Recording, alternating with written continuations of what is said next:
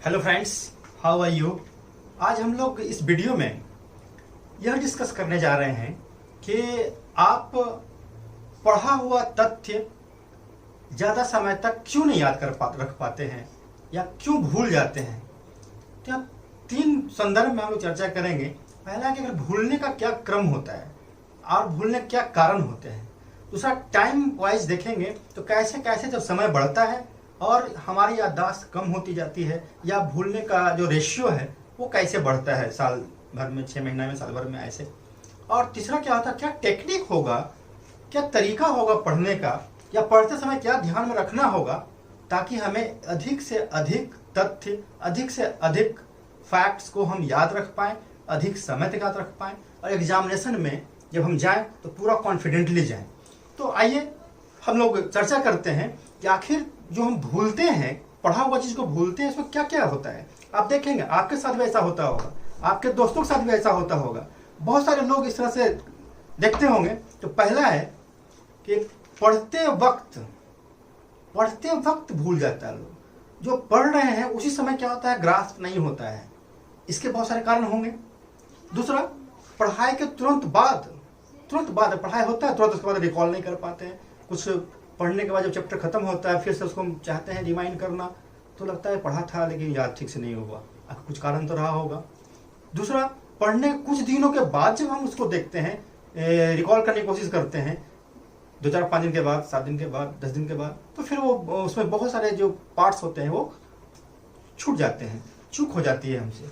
तीसरा क्या होता है कि सब्जेक्ट बहुत सारा है। जैसे जो लोग सिविल सेवा की तैयारी कर रहे हैं उसमें बहुत सारे, जीएस में ही बहुत सब्जेक्ट है। हिस्ट्री पढ़ा, फिर ज्योग्राफी पढ़ा, पॉलिटी पढ़ा तो पता चला कि हिस्ट्री की बहुत सारी चीज़ भूल रहे हैं।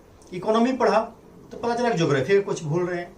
फिर साइंस एंड टेक्नोलॉजी पढ़ा तो पॉलिटी का भूल रहे हैं। करंट पढ़ा, इकोनॉमी का भूल रहे हैं। ऐसा होता है, मतलब एक चीज़ पढ़ते हैं दूसरा भूलते हैं। एक ही सब्जेक्ट में क्या होता है, दूसरा चैप्टर पढ़ते हैं, पहले चैप्टर को हम भूल जाते हैं। ये सारी समस्याएं विद्यार्थियों के सामने ऐसे आती हैं। पुनः एग्जाम के पहले कुछ याद नहीं रहना है कि समस्याएं हैं कि परीक्षा जब देने जाते हैं उसके पहले लगता है कि हमको कुछ याद ही नहीं है, अब क्या लिखेंगे। विद्यार्थी प्रेशराइज हो जाता है, हताश हो जाता है, डर जाता है। और तो और एग्जामिनेशन हॉल में कन्फ्यूजन होता है कि कौन सा सही। अगर पीटी का आंसर है तो ए सही होगा कि बी होगा, सी होगा कि डी होगा, लगता है 2-2 सही होगा। ऐसा कन्फ्यूजन होता है और अधिकांश विद्यार्थी साथ ऐसा होता है। हम लोग भी पढ़ते थे, थोड़ा हम लोग को भी होता था, ऐसा नहीं कि नहीं, सबके साथ होता है। तो अल्टीमेटली यह निष्कर्ष निकलता है कि पढ़ने के क्रम से पहले दिन से लेकर एग्जामिनेशन हॉल तक डिफरेंट स्टेजेस में भूलने की समस्या अधिकांश विद्यार्थियों के साथ देखी जाती है, पाई जाती है। तो पहला, पढ़ते वक्त क्या होता है, तो क्यों आप भूल जाते हैं या याद नहीं कर पाते हैं, क्यों दिमाग में याद नहीं पाता है। आप पढ़ रहे हैं, आपको याद नहीं होता है, टेंशन में पा जाते हैं, आप निराश हो जाते हैं, फ्रस्ट्रेट हो जाते हैं। आपका कोई दोस्त है जो बहुत अच्छा कर रहा है, याद रख पा रहा है, और अगर आपके साथ दिक्कत होती है तो आपको निश्चित रूप से फ्रस्ट्रेशन होता है। तो जाहिर है आप उसके कारण को जानेंगे, जानना चाहेंगे। अगर आप जानना चाहते हैं तो मैं डिस्कस करूं।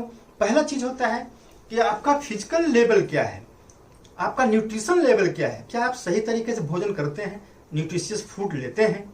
क्या आपका साउंड स्लीप होता है, कम से कम 6 से 7 घंटे का नींद आपको होना चाहिए, लेना चाहिए। क्या आप लेते हैं।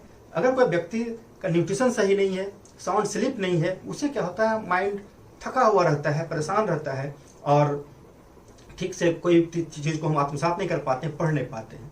दूसरी बात होती है कि रुचि आपका है कि नहीं। जो सब्जेक्ट आप पढ़ रहे हैं या आप तैयारी ही कर रहे हैं तो रुचि आपकी है कि नहीं है। कभी कभी जैसे मैंने एक वीडियो में बताया था कि किसी दूसरे के सलाह पर आपने तैयारी करना शुरू कर दिया, ऐसा होता है। तो क्या आपका इंट्रैक्शन है उस सब्जेक्ट के साथ, इंटरेस्ट है, लॉ ऑफ अट्रैक्शन के सिद्धांत पर आप काम कर रहे हैं, प्रेम है सब्जेक्ट से कि नहीं। अगर नहीं है तो निश्चित रूप से क्या होता है, पढ़ते वक्त हमें उसमें इंटरेस्ट नहीं होता, रुचि ही नहीं आती और वो याद नहीं होता।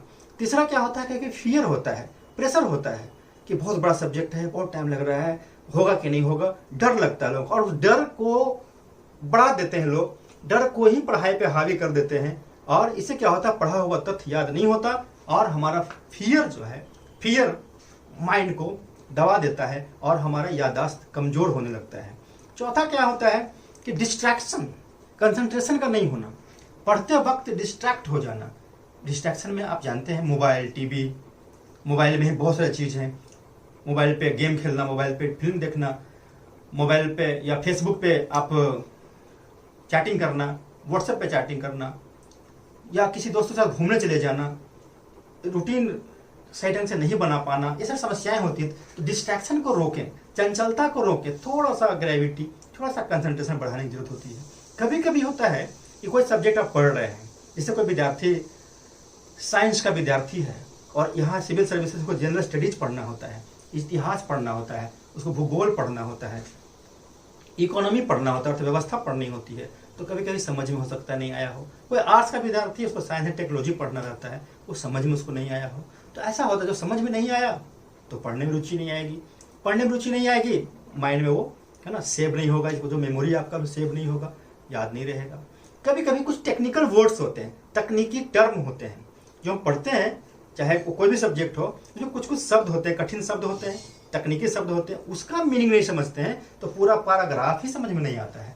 तो फ्रेंड्स, यह ध्यान रखना है, अगर कोई पार्ट आपको समझ में ना आया हो या कोई शब्द समझ में नहीं आया हो, कठिन शब्द समझ में नहीं आया, जरूर उसको नोट करें, तुरंत नोट डाउन करें, और आपके जो गाइड हैं, टीचर हैं, सीनियर्स हैं, उनसे आप तुरंत बात करें और तुरंत उस समस्या को दूर करें। निश्चित रूप से वो पार्ट आपको समझ में आएगा और आप निश्चित रूप से सफलता प्राप्त करेंगे। दूसरा क्या होता है, पढ़ाई के कुछ दिनों के बाद रिकॉल नहीं करना, क्योंकि आप रीड ओनली किया, आपने केवल पढ़ा, अंडरस्टैंड नहीं किया, स्टडी नहीं किया बेहतर तरीके से, नॉट वेल स्टडी। तो केवल रीड करने से, रीड ओनली फाइल में कोई दूसरा काम नहीं होता, आपने कंप्यूटर में देखा है। तो केवल पढ़ने से नहीं होता, आत्मसात करना होता है, सही तरीके से पढ़ना रहता है, उसको रिमाइंड करना रहता है, माइंड में सेट करना रहता है, इसीलिए हम कुछ दिनों के बाद उसको भूल जाते हैं। आगे हम लोग बात करते हैं जैसे परीक्षा हॉल में जब हम जाते हैं बहुत सारी चीज़ को भूलते हैं, कन्फ्यूजन होता है। इसका मतलब है कि कंसंट्रेशन नहीं था पढ़ते वक्त कहीं ना कहीं हम थोड़ा डिस्ट्रैक्ट थे। तो तथ्य तो आया सामने, 2-4 तथ्य आए थे, उसको हम यहाँ एग्जामिनेशन हॉल में जो है डिस्टिंग्विश नहीं कर पा रहे हैं, अलग नहीं कर पा रहे हैं कि ये होगा कि ये होगा, दोनों होगा। या मेंस में कहीं कहीं कोई पैराग्राफ ही छूट जाता है, कोई पार्ट ही छूट जाता है, एनालिसिस नहीं हो पाता है, फिर या तो समझे ही नहीं थे, वहां पर पढ़ते समय समझे ही नहीं थे, तो परीक्षा हॉल में जाहिर लिखा नहीं पाएगा। दूसरा क्या, रिवीजन नहीं हुआ था। एक सबसे बड़ी बात है रिवीजन, जो आगे हम टेक्निक में चर्चा करेंगे। तो रिवीजन नहीं हो पाया था, तो जब रिवीजन नहीं हो पाता है तो फिर समस्याएं होती है परीक्षा हॉल में। Effective revision is necessary to get success. सफलता को प्राप्त करने के लिए प्रभावी रिवीजन जरूरी होता है। तो मैं ये बात कर रहा था कि भूलने का क्रम क्या क्या है, और आप इन सभी तथ्यों से वाकिफ होंगे, कोई नई बात नहीं है, बस आपको ध्यान देने का है। इस वीडियो के माध्यम से मैं आपको बस केवल जागरूक करना चाहता हूं कि आप ध्यान देंगे तो आप भूलने के समस्या से धीरे धीरे आप निश्चित रूप से दूर हो जाएंगे और सफलता आपके कदमों में होगी। दोस्तों, यहाँ मैं एक साइकोलॉजी का स्टडी प्रस्तुत करना चाहता हूँ कि भूलने का क्या क्रम होता है।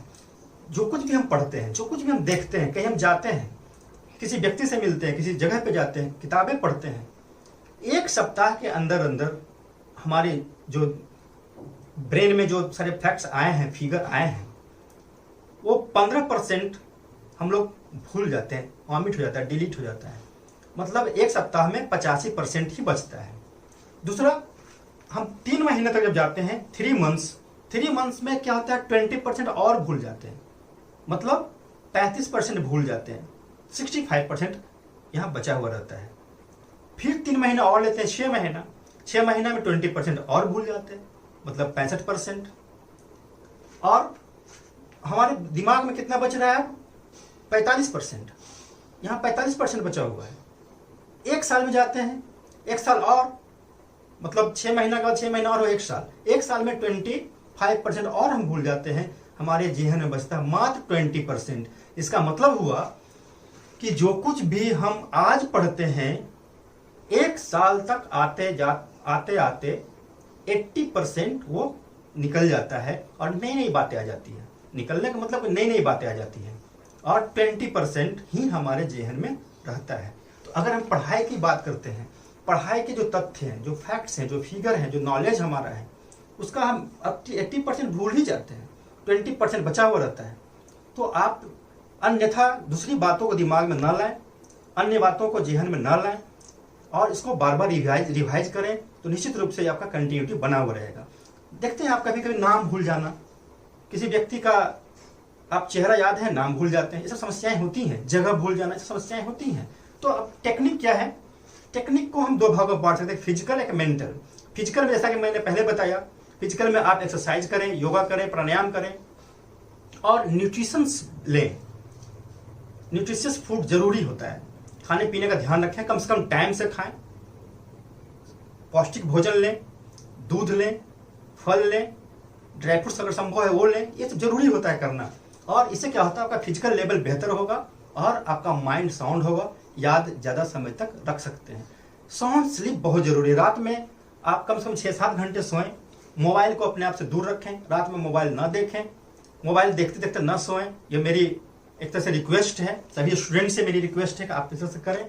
दूसरा, मेंटल लेवल पे 4-5 चीज जरूरी है। पहला है कंसंट्रेशन, दूसरा है विजुअलाइजेशन, तीसरा है इमेजिनेशन, चौथा है रिपीटेशन, पांचवा है कॉरेलेशन और छठा एक है विचारों को शेयर करना। ये 6 पॉइंट है। पढ़ाई के दौरान कंसंट्रेशन बहुत जरूरी है, एकाग्रचित होकर पढ़ना।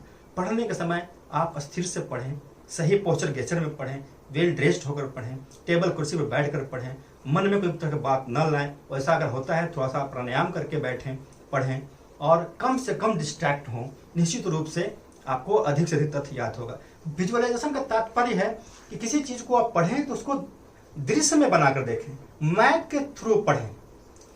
जैसा कि आप देखते हैं, आप किसी व्यक्ति को आप चेहरा से पहचानते हैं, नाम उसका भूल जाते हैं, क्योंकि नाम आपने ऐसे मोबाइल में सेव किया था या कभी रखा था उसको।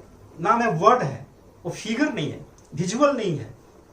कोई जगह पर नए जगह जाते हैं, नए जाते हैं, एक बार जाते हैं भूल जाते हैं, बार बार जाते हैं नहीं भूलते हैं। तो विजुअलाइज करना, तथ्यों को विजुअलाइज करके देखना। जैसे आप हिमालय के बारे में आप पढ़ रहे हैं, उसको आप फिगर में देखें, मैप में देखें। किसी कंट्री के बारे में पढ़ रहे हैं, मैप में देखें। ऑस्ट्रेलिया में कोई घटना घटी है तो उसको आप मैप में देखें। विजुअलाइज करने की जरूरत है। आप पार्लियामेंट पढ़ रहे हैं, उसको आप समझें इस चीज को, फिर इमेजिन करें।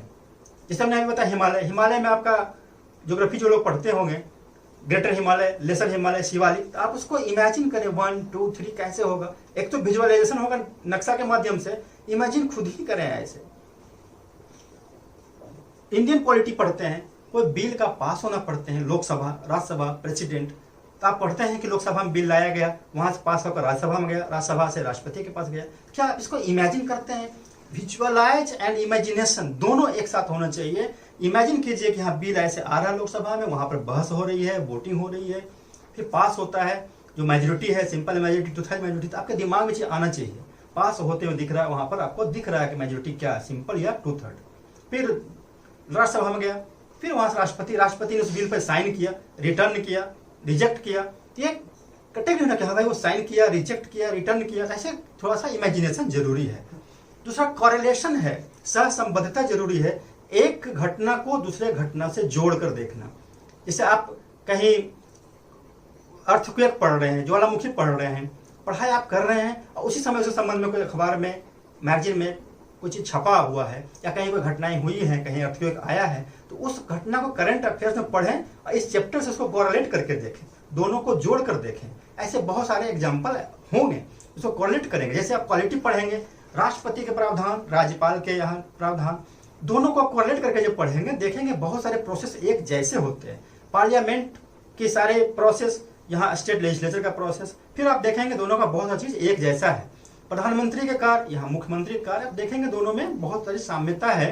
तो इसमें माइंड प्लेस टेक्निक है, जिसको आप दोनों को मिलाकर कोरिलेट करके जब देखेंगे तो कम पढ़ के भी अधिक से अधिक तथ्यों को लंबे समय तक याद करके रखेंगे।